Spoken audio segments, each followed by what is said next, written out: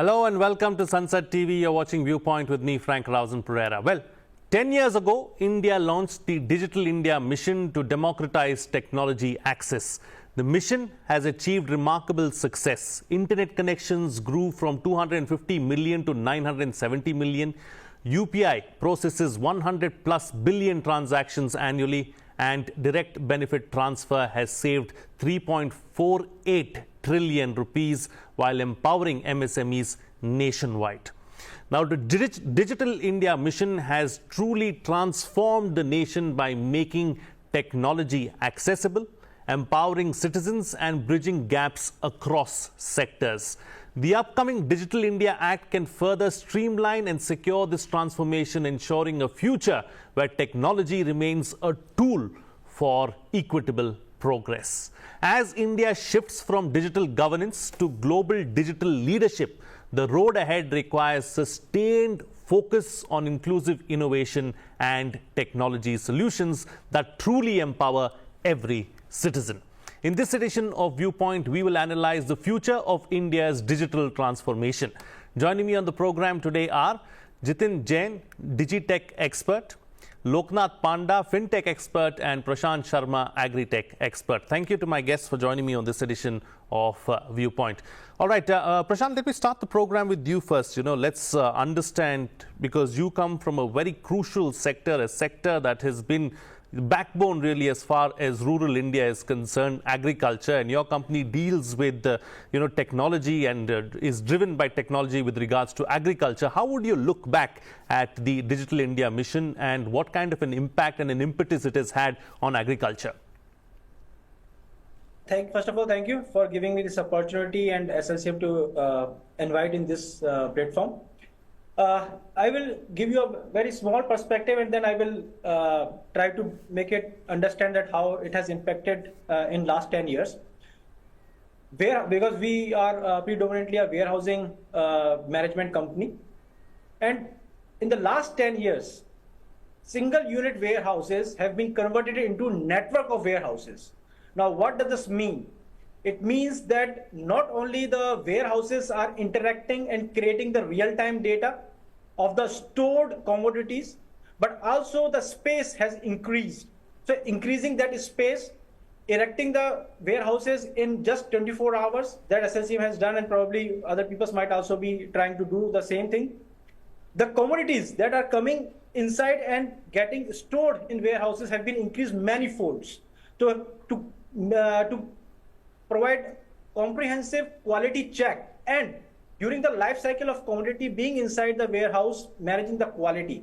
All these have been the challenges that have been managed through technology in the last 10 years. So this is about I have given warehouses, connecting the warehouses and the quality of those commodity which are stored into it. But there's another part to it, that when the commodity gets stored into it, then we need to provide security and safety of those stored commodity, because these are also subject for the collateral management. So providing digital vault kind of facility, where it is GPS enabled e-lock facility, where 24/7 monitoring the more than 20,000 warehouses from a central location.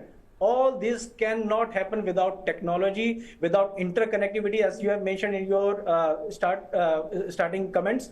And all this has happened through technology, through internet, through the technology infrastructure, which has just condensed the logistic part of within the warehousing domain through enablement of the technology. So I hope I have given you the perspective. Absolutely, absolutely. Technology has truly driven, India, and is driving India into the future as well, is what you're suggesting. Let me bring in Loknath Panda into the picture as well. As far as FinTech is concerned, we've seen a big boost, we've seen a big boom really with Digital India coming in and coming through. What kind of an impact has Digital India had on the FinTech and the business side of things? See, Digital India is a crucial step towards the future of the country, right? Because it is fostering economic growth, improving governance, and also empowering citizens through technology. So we at BLS Services are a flag bearer of Digital India's initiative by taking it to the last mile and also connecting with several entities like banks to take their services to the ground, right? So we have seen Jandan Yojana, which is one of the flagship financial inclusion initiatives, go to more than 55 crore people. It is generating over 2.5 trillion rupees in terms of deposits, saving trillions of rupee in terms of direct benefit transfer savings for the government, as well as providing immediate kind of cash flow to the people in the villages, right? Also, we see a lot of remittances happening within the families, the members staying in a different city, sending money to their families.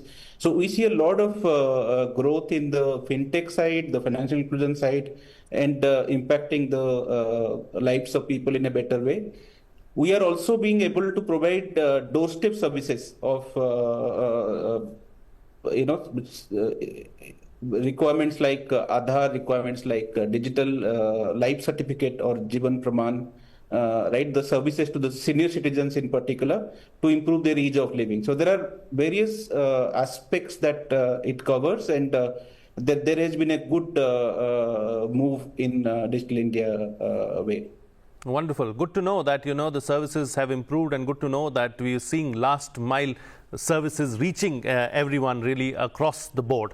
Jitin, let me bring you into the picture now. You've been listening to the other two panelists as well patiently. Let's talk about this particular aspect of 10 years of Digital India before we look ahead, because the world is changing, the nation is changing, the aspirations of the nation are changing as well. So before we look into the future, let's look at the past decade and see the growth of Digital India as a whole, because you represent a very crucial aspect of the tech world as well. No, if you take a bird's-eye view of last 10 to 12 years, essentially it's been a story of transformative shift of creating digital infrastructure to digital empowerment. Now, creation and empowerment are two different things, and this government has been able to bridge that gap. Now, you would remember, I think, when the program was launched in 2015, Prime Minister Modi made a remark that Digital India is just not a program, it is a moment to empower citizens through technology. And that was reflecting the vision that it was not only for the urban class or elites, it was basically to serve the last leg of society, bring in their problems on the scale and solve it through technology. Now, if you look in last 12 years, you could divide the entire journey into three parts. In 2015-16, we saw massive investments and focus coming on digital infrastructure, building broadband highways, e-governance, public internet access, connecting all villages to optic fiber and all those things. Once the connectivity was established, I think from 2019 to 2020, that 5 years of half a decade, we saw the real power of technology coming in by scaling up of platforms like DigiLocker, Umang, Cowin, Bheem, ONDC. You took the technology to masses. You created huge digital public infrastructure, Bheem, UPI, and you would be surprised, Frank, by the end of this year, we will have more than 1.3 billion Aadhaar-linked citizens. It is, double than if you combine Europe and America together. You will have 900 million people using internet access by smartphones and PCs anywhere. And then you are seeing this development of India Stack as a global model. And if you look at the journey, the sector which benefited most, where citizens got the benefit, was the government and public services sector, where you have, don't have the exact numbers, but I think 34 lakh crores is the total amount which is saved, not transferred, which is saved from leakages during the direct subsidy transfers. You have seen a trinity of JAM, Jandan, Aadhaar, and mobile, where this thing is happening. In healthcare, if you see, we have almost 2 billion doses delivered through a digital COVID platform. You are seeing Ayushman Bharat mission, where everybody has got a health ID now. And if you look for MSME and startups, which my colleagues are mentioning, ONDC is going to be a game changer. You've already seen 130,000 vendors already onboarded on ONDC, which is basically leveling the field from the entry of rural, small business and entrepreneurs to come online and compete with these big giants. So if you look at overall thing, I think we have had almost 1.2 trillion contribution from digital to our India's economy, which is huge. UPI has got more than 14 million transactions. So this is the story of last 10 years. Then there are future possibilities which will be discussed during the course of program. but journey last 10 to 12 years has been very critical because it has been able to serve the most poor, most marginalized people sitting at the last leg of our society through technology. Absolutely. That is the real. Absolutely. Okay, I think we have clearly established that the Digital India mission has been a big success. It has been something that has touched everyone's lives and it has truly worked wonders. Now let's look ahead and look at what possibly is going to happen over the next decade or so, because there are new challenges, there are new aspects to deal with, there are new aspects to look at as well. A changing India and aspirational India will need to take things up a notch. So this is where I'd like to bring you in, Prashant, once again into the picture. You know, as far as looking into the future is concerned, what does it look like? So I think the most important factor will remain same as the food security. That is going to be remain a highlight in the agriculture sector in the next coming years as well. When I say food security, then it not only at the time of production, but during the logistics as well. So food logistics will become the secondary thing. And the third thing will be its scalability and means delivery processes. So all these sectors within supply chain sectors, within the agri industry need to be interconnected now. So in the beginning, I talked about interconnected of the warehouses. Now it needs network of all these supply chain elements as a multiverse universe to bring transparency, to bring reliability and scalability. Just if you allow me, I want to give some numbers because then only we will be able to realize what kind of a number we are looking for or it should look like. So for example, if I am operating 20,000 warehouses at this moment in time, and if I can watch it 24/7 at a central location, what the scenario will be if I have to just double or triple this number. So definitely, are we going to increase the resources, or will be relying on the technology? Obviously, technology. So this is the first thing. Second thing is, with all these things, area is going to be increased. If today the area that we are managing with respect to warehouses 370 plus million square feet, then how much it will be? It will be not more than 5 times of it. So all these things cannot be managed through linear increasing the resources. Technology is going to is bound to be used. Whether we use blockchain to increase the transparency and integrity of the product, agri products, or whether we are going to use delivery mechanism in such a way that it should be agnostic to location, agnostic to country, agnostic to weather, and the delivery mechanism should be such that not only the traditional agricultural commodities get delivered, but also the retail, because ultimately the consumed product is a retail product at most of the time. So all these two altogether need multiverse of agri commodities, and without technology, without technological integrations, the trust mechanism cannot be established. It cannot be made fast. So I think this is the place where we have to, we can see in next 10 years, things are moving forward. Just two more points. Just 2 more points. Yes, go ahead. Already India has Government of India has launched 2 online platforms, Agri-Stack and ULI, which is Unified Lending Interface. These are just at the very beginning stage, and I am seeing that in the next 10 years, this Agri-Stack should convert into multiverse, which I was talking about just now, and ULI should be part of it as part of lending and empowering the farmers. And along with this, the use of current technology, artificial intelligence and machine learning that we as SLCM group is right now using for the quality checks is going to be used at massive scale, not only at the granular level of grains, but at the finished good as well. With respect to counting, with respect to checking the quality, with respect to the positioning, with respect to giving information, with respect to the stocking. So all these information will be AI and ML enabled. So right. This is my take. Absolutely. Okay. Lokal Panda, let me bring you to the picture once again. You know, like mentioned by the other panelists as well, as we go into the future, there are new challenges, new problems that come along the way as well, especially in the banking and the fintech space. We've seen, you know, a lot of ingenious ways in which people are trying to swindle others as well. That continues to remain a challenge, and that is something that we've seen with the digital wave coming through. So how do we address those new age challenges? What is the best way to tackle them, and how do we go into the future? So if I may call it Digital India 2.0, which is the future, let's say, there are three aspects that we need to cover. One is that we have a large aspirational youth population. There is new emerging technologies, and there is need for innovation and protecting customers' interests, right? So I see the Digital India transformation to lead in multiple ways. One is that currently the digital public infrastructure is fragmented. That there are certain infrastructure created for identity, there is certain infrastructure created for storing documents, there is certain infrastructure created for providing other services. We need to see interoperability among them, and also creating a kind of an interconnected system to have unified customer information, right? So that's for number one. Second is we need to create more a stable framework for cyber security and data privacy, because that's where edge technology advancement is happening.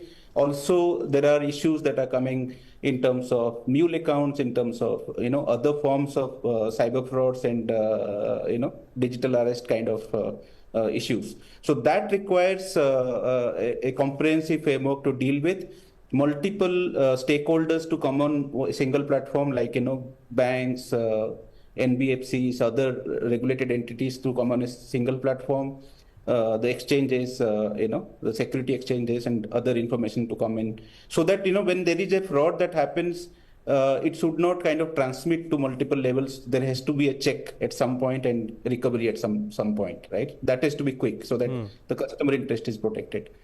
The second part is to do with emerging technologies like AI, blockchain. So that has to be used, and also guardrails to be created around use of AI, right?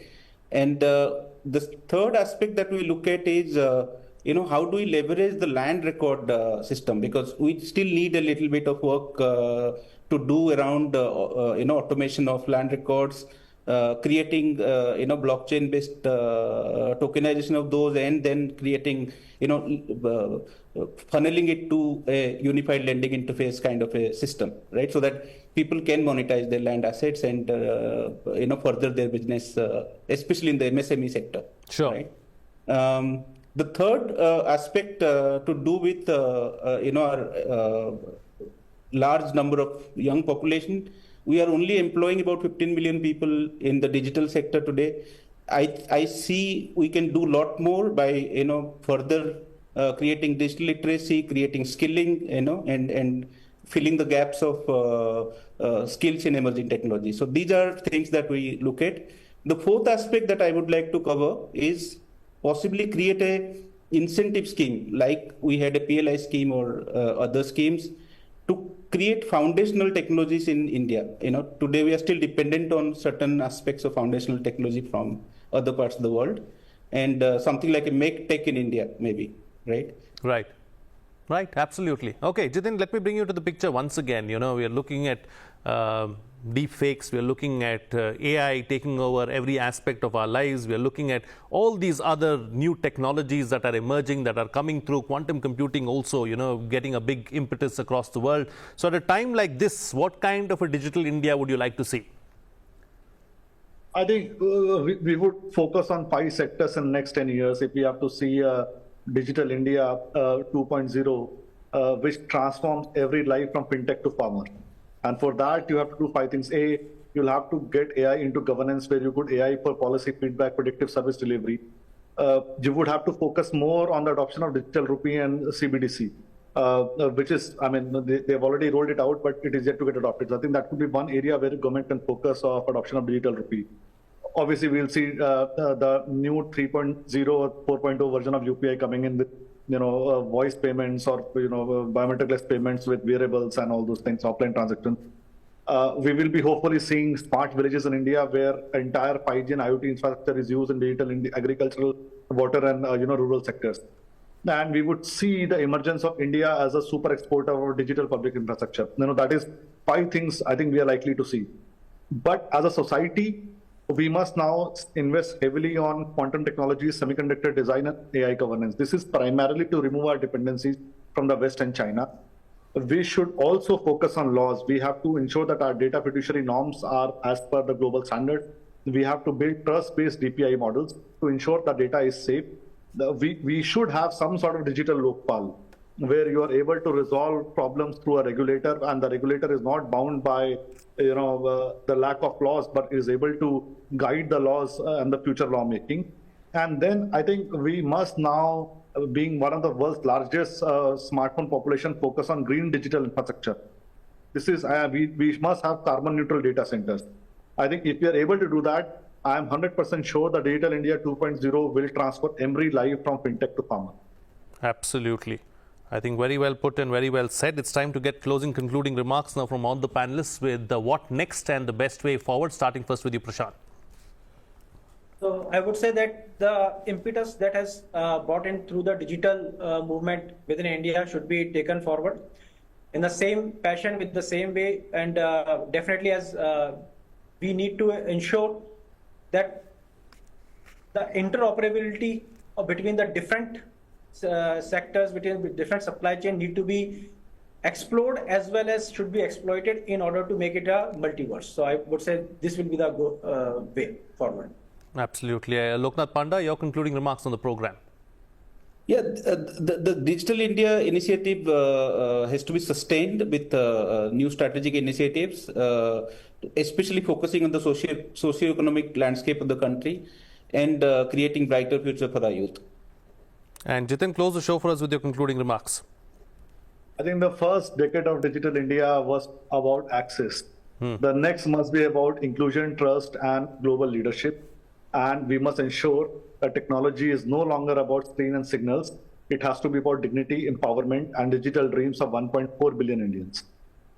Absolutely wonderful. Thank you, gentlemen, for joining me on the program, sharing your views and putting things into perspective for us. I think Digital India has been a grand success, and the next 10 years are going to be crucial as well. So what's coming out of this discussion is that, the Digital India mission has been a big success. It has been a game changer, really, as far as India is concerned across the board.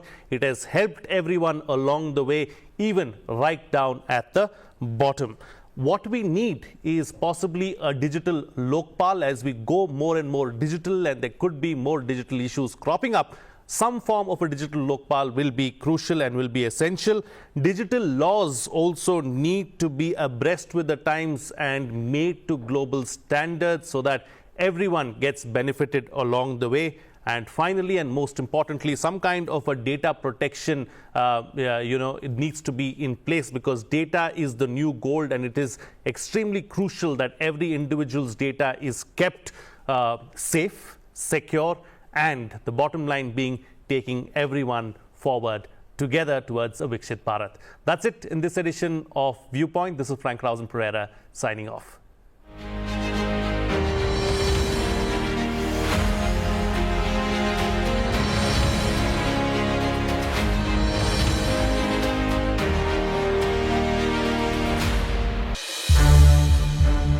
संसद TV के और भी programmes देखने के लिए subscribe करें हमारा YouTube channel और हाँ, इन्हें लाइक और शेयर करना ना भूलें।